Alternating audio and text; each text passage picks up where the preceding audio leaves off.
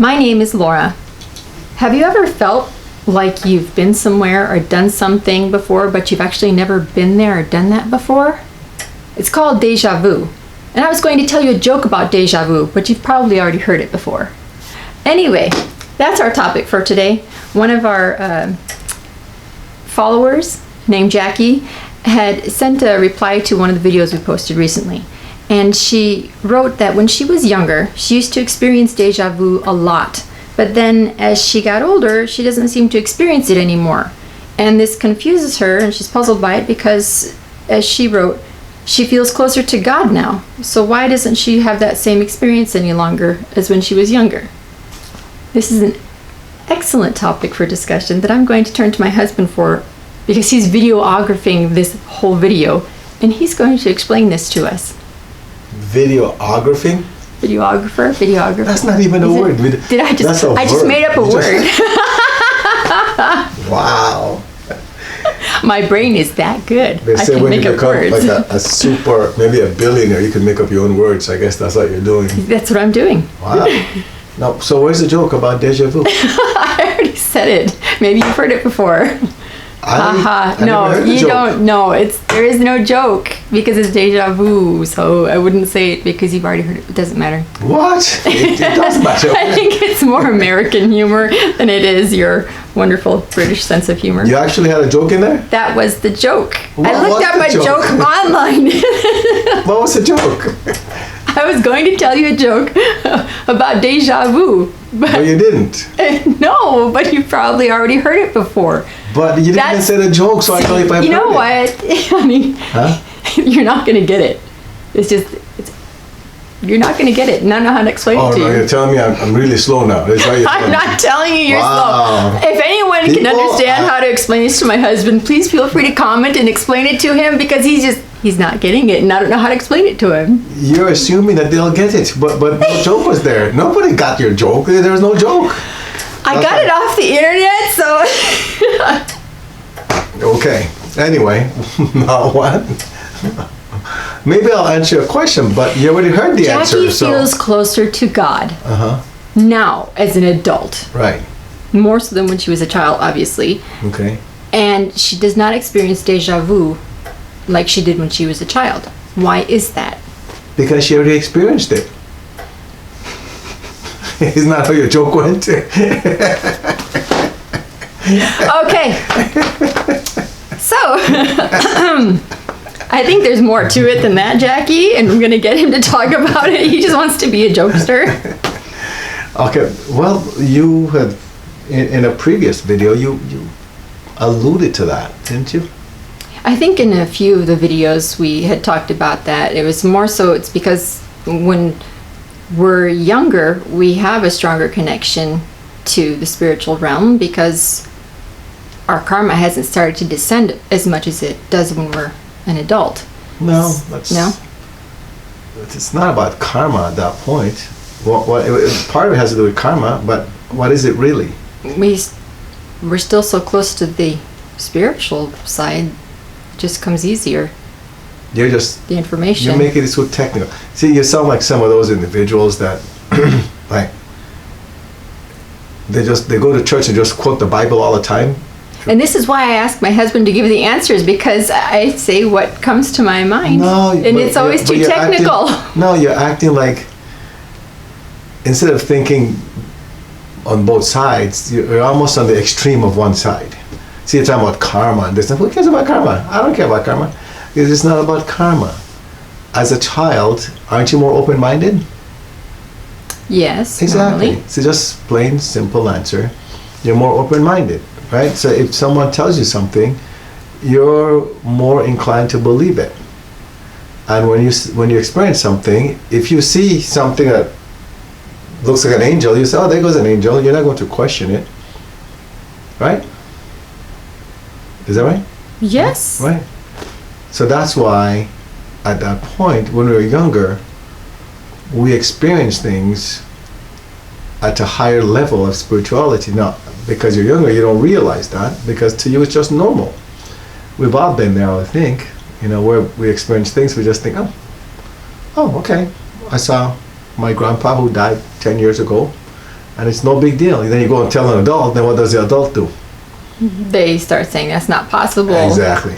And now when they do that, then what happens to you as a child? You start thinking I shouldn't be seeing these things. There's something wrong with you, right? Or if you continue seeing them, for example, in the Catholic Church, you can tell us, then you know you're getting close to, or you are dealing with the you-know-who on the other side. That's the only reason why you're seeing that. Right. You know, I know people have asked me questions like that, like, how do you know I'm not dealing with the other side? There's always that fear factor. So as you get older, because you've been, I'll use the term brainwashed maybe, but lack of a better term, only because you've been conditioned. Here we go. You've been conditioned to start losing credibility in yourself, faith in yourself. You and I were talking yesterday or the day before, and I mentioned to you in one of the books I was reading, this gentleman mentioned that people always say you should have faith, but they all have it so wrong, because when they talk about faith, they talk about having faith in what? In God. In God, right? And that's when God will go and do works on your behalf. You have to have faith in Him. And he was saying what people miss is that you don't have to have faith in God. You have to have faith in yourself because of the co-creation process. See, God will always be there to do His part. You don't have to worry about that. So whether or not you believe, God doesn't care. God doesn't go like this, oh, well, he's a Buddhist, or he's not Catholic, or he's practices Hinduism. I won't help him. God doesn't do that. Right. So you don't have to have faith in God. But you have to have faith in yourself in the sense that you have to believe that what you see or what you don't see is actually real. That's what he was explaining. It's the same thing here. When you're younger, we don't question anything. You know, we just go and do stuff because we're kids. As we get older, we're told, oh, don't do this. And if we do it, then we get punished, right? That's the worst part, where the parents actually punish you because you did something. Not maybe something bad I could see, you know. But if you just keep talking about, you see a ghost and they say, there's no ghost in your bedroom. Right. Can you imagine that as a kid? You're being told there's no ghost in your bedroom, and then you see this ghost every night? Telling you it's just your imagination. Exactly. Yeah, it's like we were told, oh, it's your imagination. There's no one walking around upstairs at night while you sleep. Oh, you were told that? Yes. Okay. Even though Mom would say, I heard it, Dad would be like, oh, it's your imagination. There you go. So then after a while, as you get older and then you hear those things, you try to convince yourself that you're not hearing those things, right? Right. Or try to rationalize it. It must be angels. The angels must be here watching over me. There you go. Why do they scare me at night, though? Because you're a coward. That's why. But get the point? Yes. And that's what we'd say, you know, why am I so scared? There's something wrong with me. So as you get older, you start to put layers and layers of doubt, and then you losing faith in yourself and what you experience. And it gets to the point that you're so covered with this thick skin of non-belief that no matter what's hitting you, you don't experience it anymore. Now, like Jackie said, well, but I feel closer to God. Well, just because you feel closer to God doesn't mean that you've lost those layers. So like an onion, you still have a bunch of layers you have to peel back. Exactly. In order to get to where you can be receptive to experience those things again. Bingo. Okay. Does that make sense? Makes sense to me. You know, it's like going for surgery, right? Or we've even had the experience. Well, let's use the surgery. Someone goes for surgery, and what do? They conduct the surgery, but then they tell you, oh, you'll feel pain for so many weeks or months before you're actually healed. Why did they tell you that? Because that's what their experience has been with the people they worked with. Right? But then here's the thing. But you just had surgery. Weren't you supposed to be feeling better? So, yes. But nobody questions that, do they? They don't question They just say, oh, okay, well, I guess I'll be in pain for 6 months. Even though I had the surgery so I could feel better. I'll have to go through therapy for 3 months. Oh. Okay? But they accept that. Because they've been conditioned to it. Well, all of a sudden they come to the spiritual realm and then we say, oh, do you know that you could manifest anything you want if you just put in your mind and do certain things, and it can happen. They say, no, I can't do that, because they've been conditioned for that. And that's why even though when they were younger they could do it, now, even though they feel closer to God, they're praying every day and all that stuff, but deep down inside, those layers of doubt are still there, and it takes time to remove them.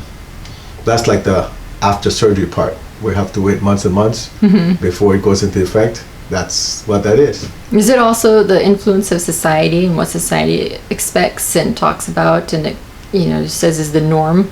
That's part of the conditioning. That's part of the conditioning. When I say condition, that's all part of it. Okay. How do I say, the conditioning of society, the conditioning of your environment. Okay. Pretty much. Yeah. All right. I think that answers Jackie's question about deja vu. I hope so. Well, then the question is, so it sounds like maybe she wants to experience those deja vus again. But the deja vu, as a matter of fact, would refer to what? Past lives, right? That comes back to past lives, where you feel connected with a place or people, saying, no, that's past life experience. So she's probably thinking, well, I'd like to experience that again. Well, how do you experience it? To make sure we give a solution before we close it out. How do you experience past life again? Well, how would she, in the past, she experienced deja vu. Right. It sounds like maybe she wants to experience that again. So what would you tell her? What steps could she take to maybe start getting closer to that?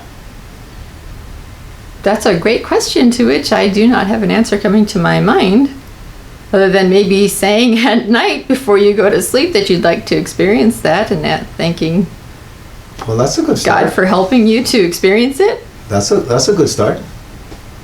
Right? That's a good start. I'd start with that, just to see what happens. See, and then she can update us on that. But that's a good experience. You try that. I've done that. Yes. Exactly. So that's the first thing you mentioned. Well, how you want to give her a little bit of details on that? A little bit of detail. How do you do it? What do you do? Well, as I lay down before I close my eyes to sleep, I thank God and the angels for guiding me through an experience in my past that will help me to learn something for what I'm trying to accomplish right now. And then I normally have a dream, and it's usually a past life experience, and I'm able to tell my husband about it, and then he lets me know if I'm on target with what the lesson was I was supposed to learn. How do you know it's a past life experience? Because of how I see it. How is that? It's like watching a movie and I can't change anything about it versus being involved in it. That's how I know it's a past life, because I'm just watching it. I'm watching it all happen and play out, and I'm not able to stop anything that happens. That's one way of knowing, right? That's the biggest way of knowing. So hopefully that will help not just Jackie, but anybody that wants to try this. Because the whole point behind the videos is for people to go and implement, right? Right. And not just for them to watch and enjoy. Let's try these things and see if they work. And that's how you know whether or not this what we're doing is going to help you. Another thing is maybe she's just not paying close enough attention to her interactions with people. Because I noticed for myself, when I start really engaging more and really paying attention to individuals, I can feel a connection with them. And like, why do I feel like I know this person, but I'm just meeting them? So maybe she's just not paying attention to it. Too busy. Right. Trying to rush from one thing to the next. So pay closer attention to your interactions. Exactly. Yeah, it's more about the feeling, right? It's about the feeling. Okay. So hopefully that helps you. If you want to, please subscribe. Share the video with others you think it might help. And also go to our Facebook group called Clearing Healing and Guidance and join, become a member, and share your experiences.